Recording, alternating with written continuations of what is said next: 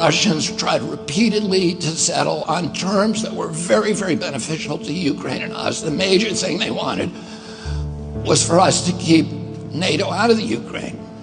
The big military contractors want to add new countries to NATO all the time. Why? Because then that country has to conform its military purchases to NATO weapon specifications, which means certain companies, Northrop Grumman, Raytheon, General Dynamics, Boeing, and Lockheed, get a trapped market. In March of 2022, we committed $113 billion.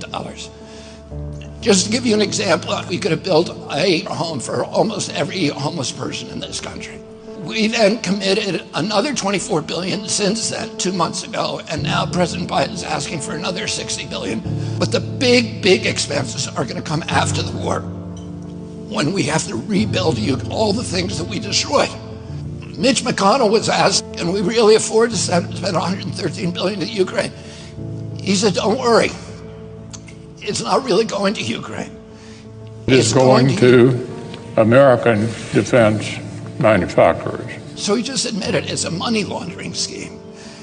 And who do you think owns every one of those companies? BlackRock. So Tim Scott, during the Republican debate, said, don't worry, it's not a gift to Ukraine, it's a loan. So raise your hand if you think that loan's ever getting paid back. Yeah, of course it's not. So why do they call it a loan? Because if they call it a loan, they can impose loan conditions. And what are the loan conditions that we impose on?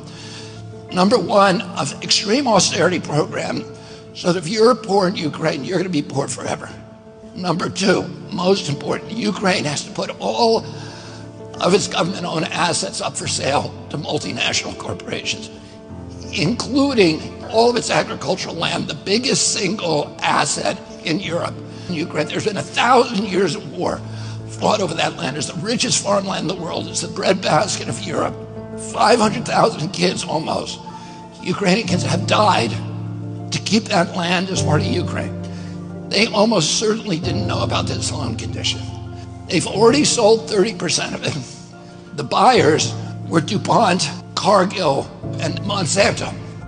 Who do you think owns all of those companies? Yeah, BlackRock. And then in December, President Biden gave out the contract to rebuild Ukraine. And who do you think got that contract? BlackRock. So they're doing this right in front of us. They don't even care that we know anymore, because they know that they can get away with it. And how do they know that? Because they have a strategy. And that strategy is an old strategy, which is they keep us at war with each other. They keep us hating on each other.